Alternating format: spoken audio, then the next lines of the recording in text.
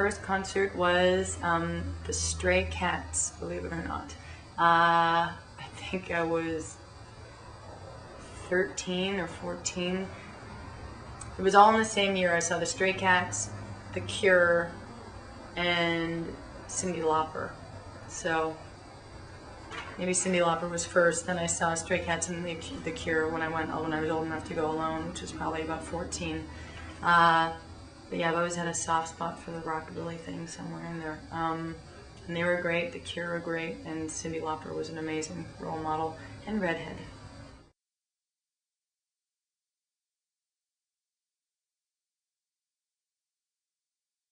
Just for a little background here, I'd said in my years of my very elaborate relationship with the bass that I had decided, declared the bass being the mother of all instruments, and I meant that in the role that it plays in music, which is the kind of nurturer who listens to all the other instruments around, and everybody's loved equally, the drummer, the vocal, the guitar melodies, and it's the bass's job to embrace all of those factors and nurture it and basically enhance all of them and love them unconditionally.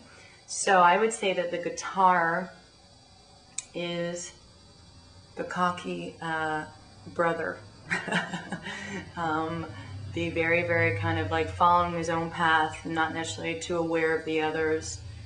For example, the drums I think would be the father, which is kind of like the foundation, the traditional role of a father in a family, the foundation, built the house that you then have your stuff on top of. So I really think the guitar is the very, very genius, cocky brother who kind of doesn't listen to anyone else and just plays his thing.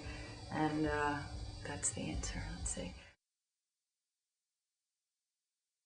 Nikon is always my camera of choice. I haven't yet gone into the world of digital, so I have an amazing Nikon camera I got for my 16th birthday. It's just a manual FE, and then I have an amazing point-and-shoot Nikon called the Light Touch, and those are my two cameras I use. Then I have a couple really fancy, old, like rare cameras, a panoramic camera from Russia, and a good SX70 Polaroid. I'd have to say Ozzy just because I'm more familiar with the Ozzy Sabbath material. Dio, though, however, I do hear, everyone says he's the best singer, metal singer, including Ozzy gives Dio props saying he's the best metal singer. So maybe technically I'd say Dio, but in terms of Sabbath world, Ozzy. And he's the original too, you always have to pay respect to the original. It's been talked about, of course, because Josh played on my record, and I don't know why they came and visited me on my record, but I've never been able to, or I guess it just hasn't worked out yet, and I absolutely assume that I will be part of a Desert Sessions one day, and yes, I'm waiting patiently, and I have been since 1991. Okay. I did, however, record some of my vocals at Rancho de la Luna in Joshua Tree, where they record that. My producer and I, Chris Goss, rented it out for 5-6 days to do some of my overdubs. So I've been there, I've seen where they recorded it, but I haven't been there for one of the sessions. Be yourself.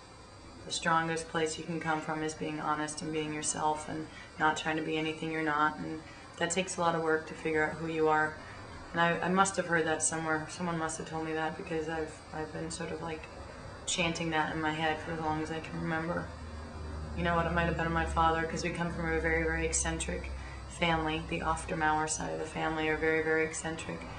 Swiss Germans who came from Switzerland in the 40s, moved to Canada. They were very, very poor and very unique, and like wore weird clothes and ate weird food, and they lived in the poor part of town. And my father, I think, was teased on a lot at school, and he used to, and our last name, of course, is a little funny, and my father used to, just tell me, don't be ashamed of who you are, go show all your differences, all your faults, all your parts that you're afraid people might judge or think you're strange. Just don't be afraid to be that.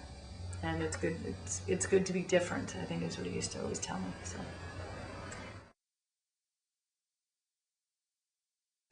South Africa, the pumpkins, that was fascinating, really, really intense. Cape Town was beautiful, Johannesburg was very scary. Seoul, Korea, having been to Japan a few times and then went to Seoul, I was blown away by the difference in cultural stuff, you know, country right next door, but completely different, extremely lively and passionate and incredible. And again, Portugal I find particularly fantastic. And then it was interesting to go to Scandinavia. I had never, you know, it's kind of reminded me a little bit of the northern, like Canada, but much, much different. Yeah, those are some of my favorites. Of course, I like London and Paris a lot too.